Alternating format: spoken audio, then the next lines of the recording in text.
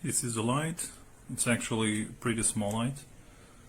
It has the two USBs, a micro USB, it should be at least a USB Type-C, and the output for the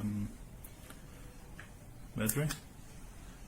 But it's actually pretty strong, the light.